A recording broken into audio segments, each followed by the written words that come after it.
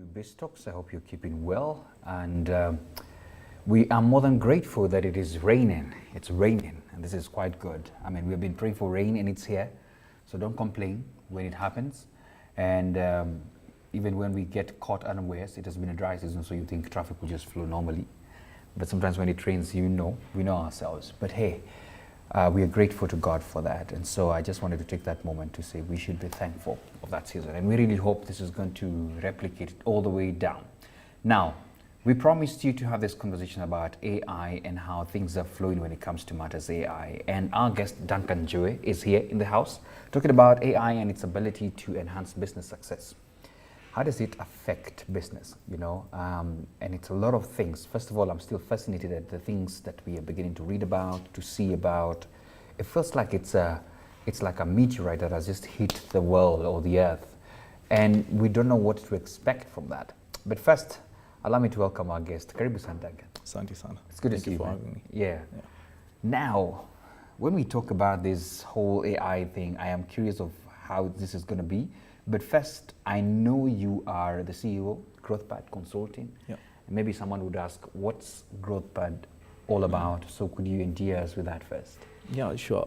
So my name is Duncan. I'm the CEO at GrowthPad. We are a digital media and technology services company. So what we essentially do is that we help businesses adopt technology, new technology.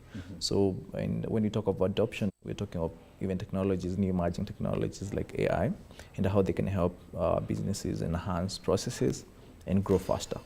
So we're in the business of helping other businesses succeed in the digital age. Okay. Yeah. Now, that sounds very nice because every business would want to be helped Yeah. to do their things better. Yeah. So let me ask you, for the sake of understanding, I'm sure you have many clients. Yeah. We don't even have to mention names. Is there like an easy example for anyone who's watching wondering, okay, how do they really help? Oh, so what we do is we are a consulting company at the heart of what we do. So we do a couple of things, right? And we solve a number of problems for businesses. So think of marketing maybe, and sales as a component of operation. So we come in as a consultant who comes in, brings a team of capable people who bring either technology that can help you, grow your sales, help you find channels that could work for your business better. So we essentially in the consulting space and technology, which can help businesses evolve. Excellent. Yeah. I think that's a beautiful one. So let's just briefly just start from scratch, thinking like maybe even there's someone who's just been hearing about AI and all those kind of things, and they only know it's artificial intelligence and all that. Yeah. Can you break to us down just a quick journey of what we are seeing and what's happening in the world now, before we even get to how it's affecting business? Yeah, absolutely. I mean, AI is artificial intelligence in the simplest of terms is us as humans trying to replicate ourselves in a better way with machines. Oh. You get. So it's like trying to be Duncan, but on steroids. You get. So AI and machine learning has been there for very many years. I mean, started with in very simple ways in the 80s, 90s. But right now it's when it's evolving to its best nature, I can say. Yeah. But we are still not yet there. We are very far from what it can do. So what you're seeing right now is AI being fed more information because it's all about how can machines learn what humans can do and do that 10 times better. Think of it like teaching something a lesson, but teaching it with billions and billions of data points, so that machine becomes so smart that you, even the creator of it, can't know what it can potentially think because you can't access the kind of data it can access. Yeah. Wow. We're trying to make ourselves better. Yeah. Let me just be honest. I'm trying ChatGPT and the things it's doing. Yeah. The kind of discussions we're having with it, I'm like, wow. Yeah. I mean, yeah, that's the beauty of it because it's taking that, it's like ChatGPT and all this generative artificial intelligence has taken all the data, all the knowledge, all the information of humans that has already been put out there in the internet to generate information for people in a very human-like manner. So mimicking humans in a very essential ways. But now that comes with with a lot of challenges because Okay. it could be pulling from you information that's not correct, right? But most of the time, you see these tools are doing really good job and helping people become more efficient, more productive. And that's, as we get into this conversation, some of the things that we'll look at. You're right. Yeah. You know, I'm still at the preamble stages. Yeah. Elon Musk says he's actually afraid of the future of AI. Yeah. And I think the other day there was ChatGPT 4, and now there is another one Coming. which we're being told is going to be mind blowing. What is all this? What is this that would make such a man say that they're afraid? I think it's I think it's basically how these machines the kind of things they can do. It's like they can potentially in the future replace humans in most of the things that we do, because the things they're currently being able to do, like they are able to replace, like if you're doing content writing, for example, I would say as a component of marketing and communication. Yes. You see ChatGPT with the 4.0 that has come out, it's like can potentially like write for you everything. But what's even more beautiful is the fact that you can work with this tool together to enhance processes that you could have done. So you see guys like Musk are like, they could be scared, of course, because this can replace a lot of jobs. It can potentially even replace humans in the future in the way we do things. Yeah.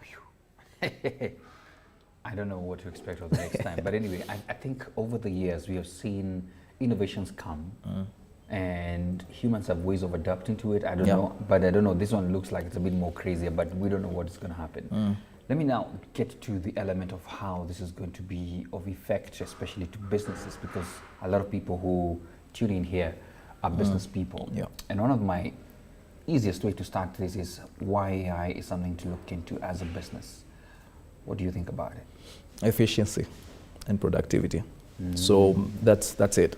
So if you think of what AI can do for a business is raise how people can be more productive, how they can be more efficient. I've given you an example of marketing as a business component, but think of sales, think of HR, think of many functions in a business.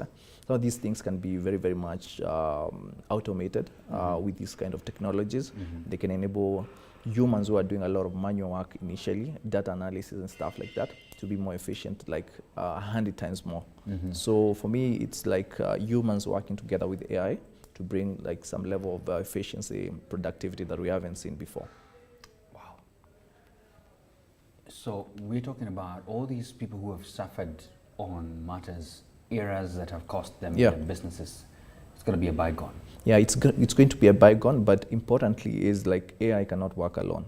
You know, that's the thing. If you go, one thing, if you feed the wrong information into AI, it will give you the wrong information, right? Okay. And if you feed it the right information, the output it gives you, you need as a human to evaluate that output and see whether it's working. So I would call it's more of an assistant than anything else. So it's going to help you do things more productively, but you need to also check on those things. For example, if you're in computing and writing code, it can help you with with writing code, like the GitHub Copilot tools have helped people do that for a long time. But what you need to assess this code, for example, you need to check the quality of that code and remove any errors that could be there. So I would say it's a function of people working together with machines to make things more efficient, more productive. Yeah. Okay. I'll be talking about the fact that you already have an app yourself. Yeah. But before then, I still feel like I need to be knocked down nicely. Because, I mean, some of us look up to some people like Elon Musk, how he's such an innovative man, and for him to be that scared, I don't know, would be hit by that scare as well. But anyway, I'm just saying. Yeah. But let's talk about our local industries here in Kenya and some of the ones that you've already seen from your purview, because you're seated in the industry, in the center of it all. And you can already see, you guys, you don't know what is about to hit you because your jobs are getting replaced now. Are there specific industries you can already see and say, my goodness, in the next few? Sorry, man. Yeah. I think it's one of those, there are quite a number of industries like I could look at and think of straight up. Creative is getting affected by AI. What do you mean by creative? Creative work like design. Design yeah, because AI is starting to design a lot of stuff for people. Wow. So I think we're moving from the era where there was a time, of course, it's still continuing, but there was a time when you needed to design everything yourself. Yeah. We moved from there, we went to the likes of these tools that can help you, that, like the Canva, You're the right. easier tools where they can help you design using templates and all that. Yeah. They give you everything all together. But now we're moving to the next phase of Mhm. AI, where you just feed AI all the information and it does the work for you in autopilot. So imagine what that can do to design, an industry like design, So if you're a designer, disrupt a lot of AI will things. disrupt a lot of things. So Institutions that teach yeah, design, yeah, although, yeah. oh my goodness. they will have to change a lot of things. So even the education system will have to change a lot, because you're seeing students going back and utilizing these tools to create, to give answers to assignment they are given. Mhm. So education has to change the way we assess people, the way we check some of these plagiarism tools have to change. There's a lot of that has to change. But if you go also back to an industry like media and the way we write stories of the past, this AI can write these stories of the past using data that has already been collated and can create creative stories very, very well. So that's an evolution altogether. So for me, I think it's the way people will approach these tools that will see whether they become redundant or not. Yeah. Let me ask you, Yeah. with the current infrastructure has been put in place and what we're about to experience as well, Yeah. but currently now, Yeah. whatever AI infrastructure we're using, have we already, maybe this is far-fetched, surpassed what we could call, human intelligence at this particular stage? Are we yet to get there, or are we about to hit there? I think it's by far. I mean, We have already... we've already what AI can do, you can't do. I mean, you can never do what it can do right now. It's Okay. crazy because it can analyze. It's like the people who built these tools, them themselves, they don't know the potential there, what it can even answer. Yeah. You get. Yeah. So it's really powerful at this point. Yeah. Wow. Okay, let's talk about now how businesses then, having gotten to know that, and we'll also address people who may be replaced because they need to know, how do I turn around myself with this? Let's talk about businesses and how they can leverage on this available AI. Yeah. What can they do? I would say a lot to begin with, but I think we need to look at the functions of your business and see how can I integrate AI into these functions. It's not a matter of taking an all fits all kind of approach. You need to look at the functions of your business. I've given an example of the creative side of things, right? If you're already spending a lot on your creative work, like design, right? You need to look, do I need support with AI to do some repetitive tasks in design? You get. Do I need to get help with like content writing for my SEO and stuff like that? Do I need to change the way we do our sales approaches? Do we need to get help by AI to, for example, write scripts for our sales team? You get. Do I need to get help with AI to maybe automate some simple processes like lead generation, lead collection, and assigning those leads to sales teams? So I think you need to look at the various functions of your business, and now go pick pieces of AI, put them together, have a tech stack around your AI that can help your business. But essentially, you need to look at it from the functions of your business, because apart from ChatGPT, there's so many other tools out there. So this is the only famous one? This is just famous, but there's so many other tools out there. So you can utilize, apart from ChatGPT, there's so many other tools you can utilize to automate things. Okay. Yeah. I want you to help me. Yeah. I want us to pick just any random thought of a business that you can see these guys, if they take up AI, they would do better in all their systems, any other thing. So we get practical, call out any business that you think about, and one that you could think of, and you can tell if they embrace this. And because you also run an app, which you tell us about, maybe some people have embraced that and they're doing amazingly better now that they have embraced this. I would say any company that is, for example, just take an example in design, website design, right? Maybe website design and development, for example. It's a very good example, because when you create, any business needs a website. It's your address online. So if you think of getting a website for your business, you're thinking of putting together one content like the messaging around your brand, what you do, what you offer, the services. So you can get AI to help you write some of these content pieces in the most convincing way. Because most of the time you find people create just websites that are very basic. So AI could help you write better content for your website, for example. It could also help you in choosing the right images based on your target audience, right? So you could speak to some of these tools and you could have them help you choose the right images that could speak correctly to your target audience. Again, you could use AI to create chat functions to do customer support on the same website. So let's say, for instance, you have a lot of people coming into your website to inquire about services. You could have automations that could be driven by AI to help you run better, run faster. Yeah, so those are some of the functions I could think of. Wow. It's quite impressive, Yeah. man. It's quite Yeah. impressive. I'm about to still talk about you. Just hold it there. Let's talk about the challenges that Yeah. you see businesses facing as well, just in general, especially Kenyan businesses, that they might face when implementing AI. You know, we have already talked about how it can solve some of the challenges they're facing, Yeah. but when implementing AI, what are some of the challenges you see, and you know, how can they be overcome? I think the number one biggest challenge could be understanding how some of these models are created, how AI models are created, and what the real purpose behind it. You get. So when you look at some of these large languages that they're using to create this AI, they're built to help pick information that has been already concentrated by humans across the internet. So you need to know, as a business, what problem am I solving? You get what problem do I want to solve, and where do I want to integrate artificial intelligence to make processes better? So you will see one of those challenges with AI because it's designed by humans. It can face a bit of bias, in information bias. So as a business, you have to figure that there could be bias in the way that it gives you information. And when you start implementing, you have teams that you're not leaving it on autopilot. You also have human intervention in implementation. I like the way you're putting it, that it can just fly on its own. It needs that human intervention because you're the one who really knows what you really want to implement, though it can still make your work easier. Wow.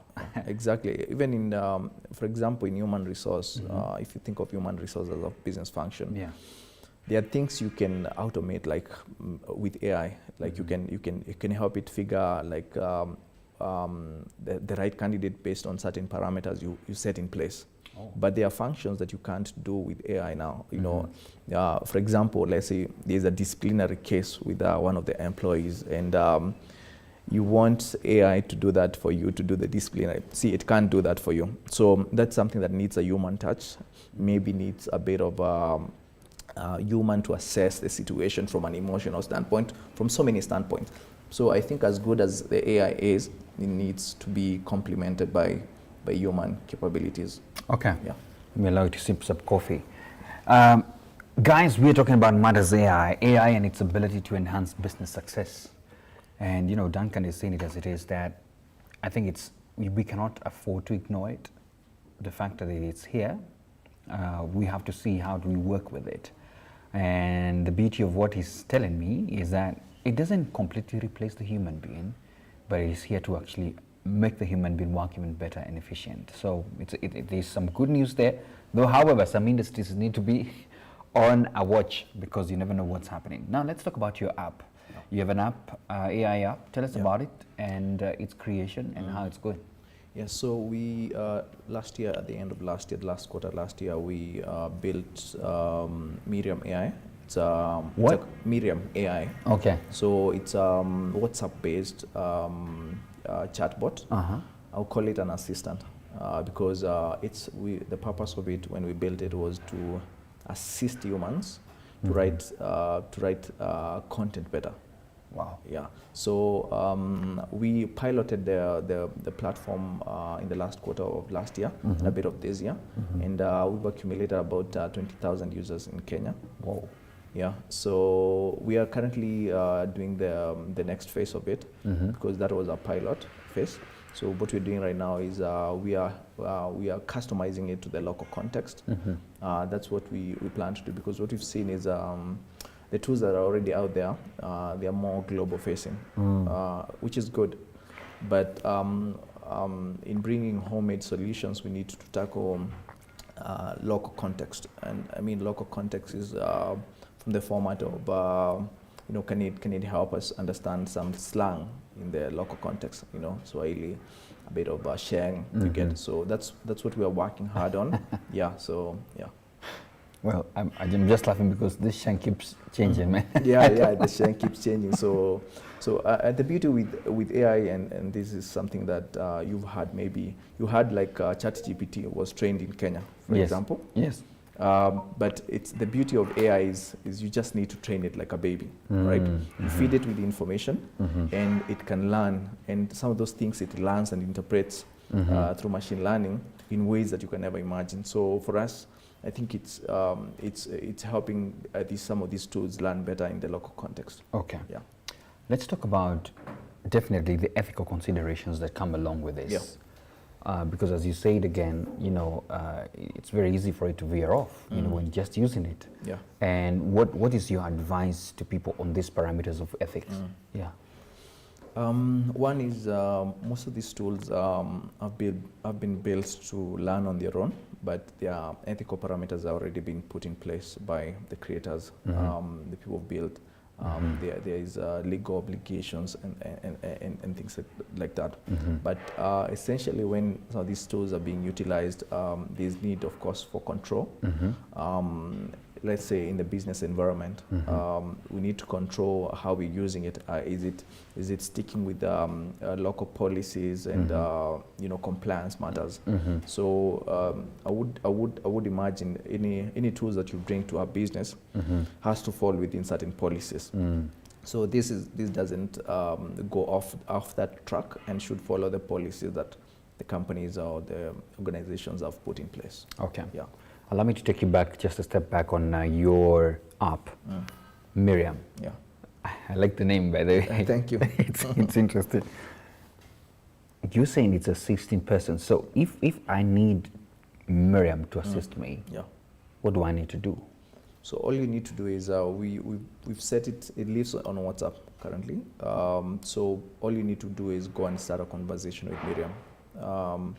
And whatever, let's say you want to write a brief blog article, you want to write a letter to somebody, so it can help you do a lot of things. So currently we're evolving it to do a lot more than what we were piloting with.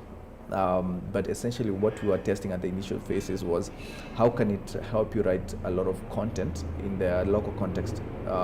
Yeah, so Miriam can help you write blogs, can help you write website copy, can help you write messages, can help you write LinkedIn posts, can help you write Facebook posts. I mean, you could imagine, I mean, I could be writing all my posts from Miriam AI, and you might never know.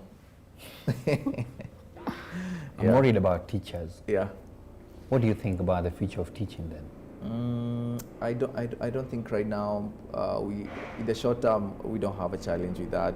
Maybe in the very, very long term, because as I said, what AI does is it's just picking information that has been generated by humans in the past, and feeding that, trying to make sense of it, and trying to present it in a way that people can understand. Like, let's say you're saying my name is, it can figure Duncan is the last name, you get. So all that's all it does, okay? But for teaching and the practice of teaching itself, I don't think it's changing right now. The way it's going to change is just, it's going to evolve, but it's not going to be replaced or done away with AI. Yeah, it's going to evolve. Yeah. Okay. Yeah. Sorry, there's so many helicopters passing here. We don't know what's happening. But anyway, now still on the teaching area, because this is still a business in itself. I saw some teachers getting worried and institutions getting worried as students. Yeah. Students are beginning to just give them amazing assignments. Yeah, I know, I understand, like you could be a bit afraid of what this tool can do, because some of these tools can do, because one is a student can use these tools to make their work easier, right? Which could be a bit challenging in the learning context, right? But I don't think there's need to worry that AI can replace some of these professions. Okay. Yeah. So you are working with some businesses, Yeah. definitely. Some of them probably have, I think they have Yeah. implemented AI and are using it, AI. Yeah. So my question would be, how can businesses then ensure they have the necessary talent and expertise to develop and implement AI solutions? Because I'm sure there must be talent. Yeah, there must be talent, Yeah. definitely. I think it's, I don't know, it's time like businesses have dedicated departments that handle technology, new and emerging technologies, and putting AI being at the front of those technologies. We've seen some businesses operating their old school ways. A lot of them, you know, they aren't thinking about the efficiency that some of these technologies can bring. So for me, I think it's about internalizing some of these processes. You can do outsourcing, but internalizing is the first step of a successful implementation of artificial intelligence in business. Okay. Yeah. So I'm a business, I'm considering Yeah. I need to have AI with me. What is your advice? What do I need to do, or where do I even start? First of all, I think you need to begin with looking around your business and seeing the functions of that business, separating them, breaking them down completely, then coming together and looking at the tools that are available. So, for example, let's say you have an HR function, any business has that. Yeah. Thinking of how can I bring more efficiency to my HR team, or the way we conduct business on that side of things using AI. Okay. So, for example, we've seen Microsoft merge some of their tools with Chat GPT. Yes. And what they're doing right now is they're introducing this tool called Copilot, Microsoft Copilot. So it's a tool that can help you inside tools that we use every day, like Excel sheets, PowerPoint, all these tools. Yeah. You know, what it's going to be doing is helping you, like, for example, if you're on a Microsoft Teams meeting and you need for this AI to take notes for you and summarize those notes of that meeting, it can do that for you. You get so there's some of the functions. That's why I'm saying looking at the functions of your business, looking at the tools available. Yeah, exactly. And the way it's doing it's really magical, because it can take even data that you, like, let's say you've done sales forecasting for the next 1 year. So it can look at your previous data in the last 3 years and look at the market conditions and then tell you these numbers you're creating here, your forecast is off. you get. So it can do some of these things, and I think it's time businesses embrace this as early as possible. Wow. Yeah. You know, as you're talking, I'm worried about many professions, man. But it's mind blowing to see what it can do. Really, I'm curious to pick your mind on this. Next 5 years, next 10 years, what are you seeing with all these AI that has come in? I think top of it is for people who will embrace these tools, and for businesses that will take serious steps to undertake these tools, they will grow significantly. That's growth is there, right? Yeah. So if you combine this kind of efficiency, I find like the biggest challenge for even businesses is efficiency, because you could be having a team of like 20, 30 people, but the productivity of those 20, 30 people is like of another 5 or 10 somewhere else.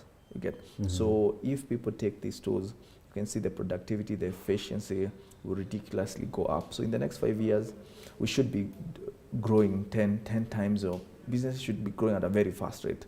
So for people who embrace it.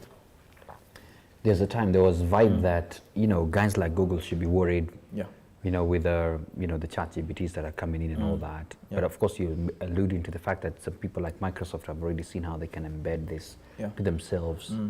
And I think that people are now beginning to launch their own versions. It's sort of, there's a disruption, if I may say that. So that's one thing I would like you to react to that. But the second thing as well is, which is more of a concern, is it's actually not a concern. It's more like a question I wanted to ask you. You're saying that this is purely information that has been available, being processed Yeah. in one unit. And so that's why it's easy for them to decipher and do all this. So the more it's fed, Yeah. even right now, the way we are speaking, maybe you're still feeding, I don't know. But the more it's Yeah. fed, the more it becomes knowledgeable. intelligent, yeah. Throwing it to your mind. What do you think about everything I've said? Okay. Am I becoming an intelligent person? I mean, if you look at what, traditionally tools like Google search, the search function of Google has been always like going through different sites, crawling them. Yes, and you have to and, scroll. and then scoring them and giving them ranking on when people search in a matter of microseconds. So that has been that hasn't changed for years, for more than almost 30 years now, right? Yeah. So, but now, though the engines have become better, what we're seeing with tools like ChatGPT is the way they analyze information. They're not giving you raw information. They're giving you information that they think is the most correct. Okay. You see, when you search on Google, it will give you some different answers. Many Versions versions, of man. the same question, answers. Yeah. But what ChatGPT is doing, it's taking that information and looking for the most possible correct answer. So these tools will change the way the way we search things. That's why I said bias could be a thing, because it could be a political bias, could be a social bias, could be a racial bias, could be anything for these tools. So the way these tools are trained, though they are trained on models that try to limit some of these biases, those biases will pop up at some point. But as we evolve and as they evolve, I think they will become better and better and better. So this is just the beginning. This is baby steps, I would say. Wow. Yeah. There's a question here. Yeah. What challenges have you faced with your app? We know people are hard to change. And what are the common stereotypes businesses could have in adopting AI? Those are like 2-in-1 questions. So number one, challenges you faced personally in your implementation, and common stereotypes businesses could have in adopting AI. I think challenges could be getting people to understand some of these tools. Yeah. I think before ChatGPT came out, there was a lot of skepticism around AI and its usage. You get. Yeah. But that is getting washed away. So I would say the challenges have reduced. But the biggest challenge would be AI saying the wrong thing to the wrong people. Oh. So that's some of the things that we as a team we focus on, is like the tools that we build and the kind of technology we build on top of can be reliable, can present trustworthy information, and the source of that information could be as correct as possible. Yeah. Then the second question was on there. How we can, let me just read it out so that I don't put my own words. Sorry, I'm sieving through the many that came through. Let me see. Common stereotypes businesses could have in adopting AI. I think the stereotypes, would you call it stereotype, but I would call them kind of like challenges still, would be maybe people being skeptical on the potential of these tools, and seeing like it's too early to invest in this kind of technology. But for businesses that have an open mind and an open mind to innovation, I think this won't be a problem at all. It will be something that they are trying, among other things, they are trying to innovate along. Yeah. So innovation, staying ahead of the curve, would mean you adopting some of these technologies as early as possible, testing them with your teams and seeing whether they can work for you. Yeah. Okay. Your final comment on matters on regulation. Yeah. Every time, I don't know whether the government sometimes plays catch up with these things, whether they're also being caught unawares. What do you think advice to government on what it is they can do to ensure at least they're supporting? Because this is purely, we can't do without it now because we have to adopt to it. Any advice to government? Yeah, I think technology moves faster than regulation all the time. That's always the case. But for governments, and especially here where we are in Kenya, I think at this point they could be looking at policies to sort of like ensure that these tools are utilized in the right way. But I think the frameworks, most of the frameworks that have been put out there in the ICT sector already cover some of these things. But as AI changes in nature, I think these policies will need updating and very, very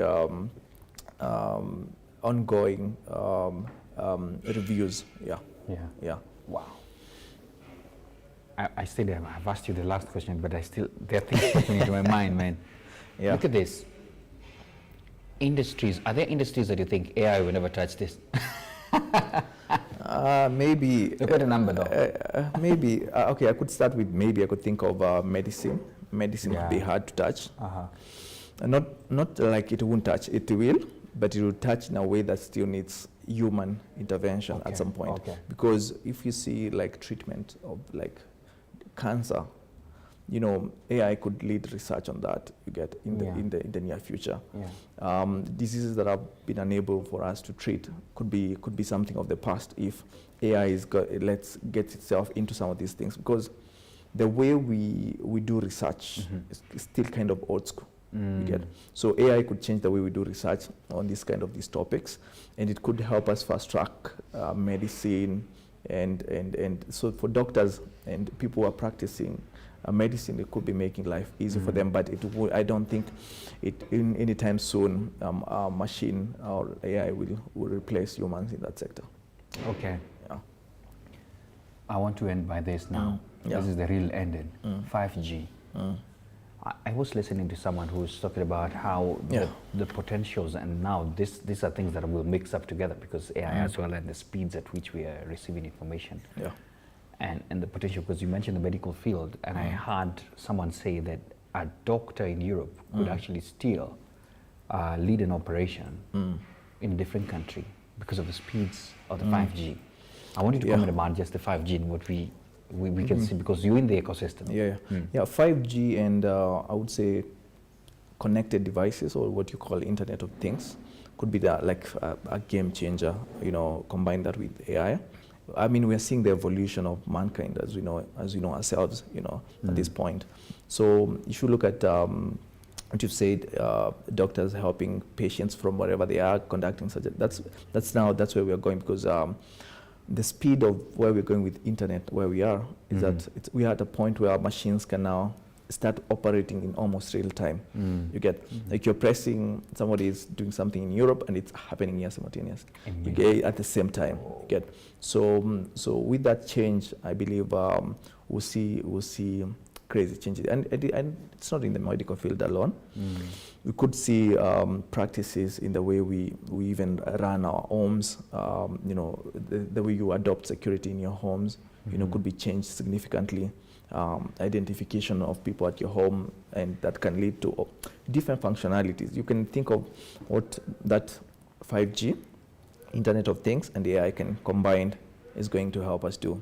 It's ridiculous. If these abilities fall into the wrong hands, they can do crazy damage as well. So that's the risk that we face. Because when you think about the ethical side of AI, it's like we don't know whether AI is AI human? Is it going to become human at some point? You get, we don't know. Will it be at some point become, you know, like at what point do we say this is still a machine? You get, because at some point it becomes so smart, it becomes like another person. You know, you can even get you can talk to AI at some point in the future, to a point where you won't even realize you're talking to a machine. So the difference will be very, very minimal from humans. So from an ethical standpoint, it's a thin line. That's why I think most people are really scared about some of this development, because we don't know where it could take us. It's a very thin ice. Alrighty. My goodness, let me see if I have closed that on anyone, then I can close the session. I think there's one more. That AI seems like an expensive investment for SMEs. How can SMEs prepare, as they may not be able to afford? No, it's not. It's not. It's not. It's not that expensive. I would say for SMEs, it's not expensive unless you're trying to build your own AI. Building is what is expensive. Okay. Because you see even the likes of OpenAI who are building ChatGPT, they are facing challenges with maintaining the kind of systems that are running these platforms, Yeah. right? Because of the scale of it. So you've seen ChatGPT, if you get to some point, it limits you until you upgrade. Yeah. You get, Yeah. it kind of limits you. So we are seeing that different, but in the context of small businesses, I think they are very, very affordable tools that you can utilize, to run your business better in a very cost-effective manner. Yeah. Wow. Because if you look at like ChatGPT right now, I think it's how many dollars? I think it's $30. I'm not very sure, but I think it's $30 a month. So I think that would be affordable. Wow. Thank you so much for your time. I think I want to close it at that. But before I close, guys, you heard it yourselves.